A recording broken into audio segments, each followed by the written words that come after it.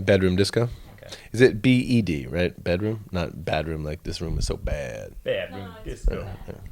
Hi, I'm Damien. And I'm Tim. We are OK Go, and you are watching Bedroom Disco. What? We first met, Tim and I, playing ping pong at summer camp. I gave Tim instructions that my sister had given me on how to pick up girls, and they worked. Well, they were right. They didn't work for Tim because he doesn't know how to pick up girls to this very day. But we then were best long-distance friends. We lived about 1,000 miles, which is, 1,600 kilometers apart, for about 10 years. And then eventually I moved to the same city where Tim was living, which was Chicago, Illinois. We started a rock band with two of our friends, one of mine from high school and one of Tim's from college, and we made a rock band. Our musical style, I'm the worst at describing this because I feel like, to me, it's just like the stuff we make. It was recently described to me as arty party. I think that's pretty good. Arty party. Musical influences, Tim. Cheap Trick. Al Green. Fugazi. The Pixies. The Stone Roses.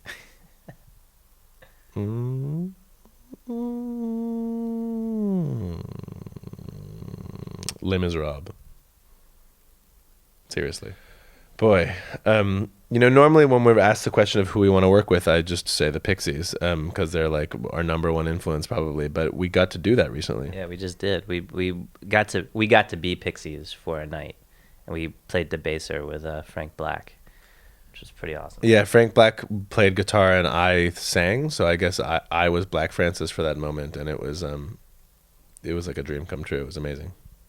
Our new record was written mostly at home in Los Angeles. It took us a really long time to write because we thought we knew how to write music because we've done it lots of times before, and somehow the tricks we used to use stopped being exciting to us this time around. We'd been on tour for like 3 years, and when we got home, I remember turning on the amplifier and doing like the big and it like just wasn't exciting anymore. I think maybe the years of touring sort of like got that out of my system. So we sort of had to figure out a new way to write music, which took like a year. I mean, it took us a full year to write this album. And eventually we had like maybe 60 or 80 little pieces of songs together, and we started listening to them and realized that there was a heavy Dave Fridman influence in them.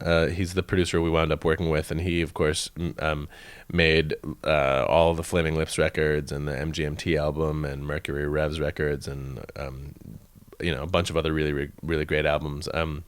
We could kind of hear that we were sort of leaning in the direction of the way he makes drums sound and the way he sort of makes space sound. And so we called him, and he agreed to work with us. And by the time we got to his studio, maybe 4 months later, we had 106 recordings for him to listen to, and he hadn't heard anything at that point. Which is 500 kilometers.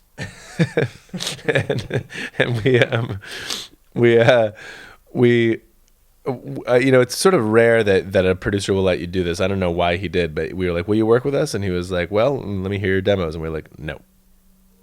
And he's like, "What?"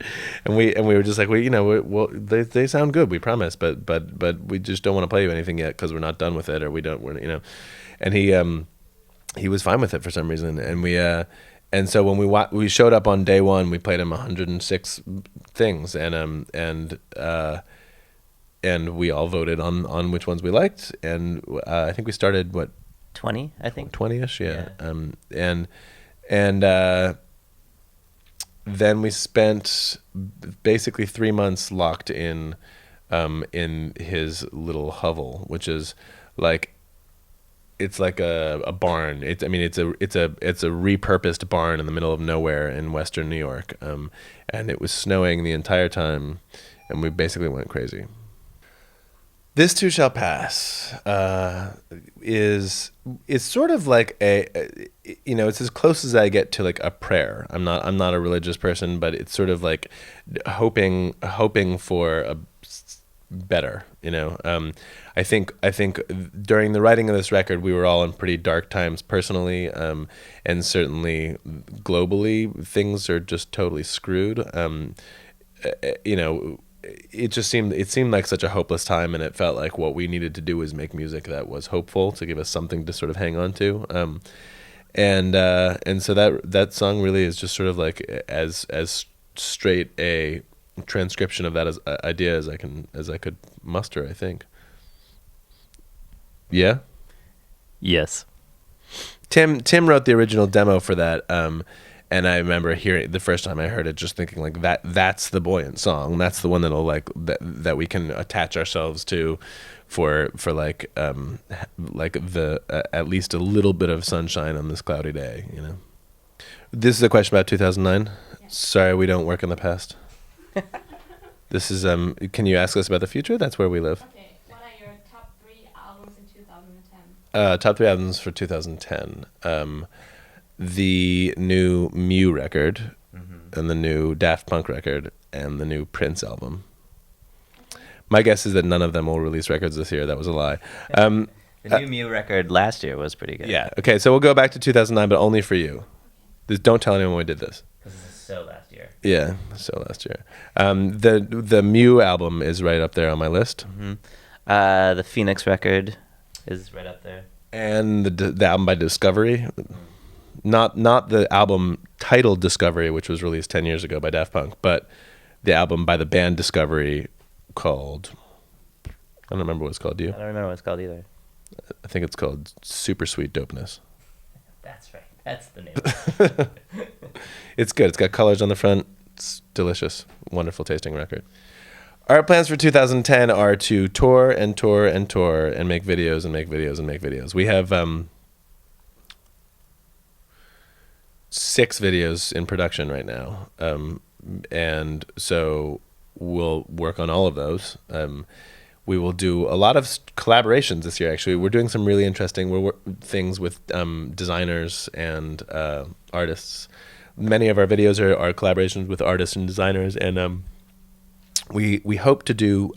We just finished a project with Fendi, the Italian fashion company, for Design Miami, the big design festival that happened in December, and we think we will be working with Fendi again in Milan and maybe in Switzerland, and let's see, we'll be touring everywhere. We're doing festivals in Australia, Japan,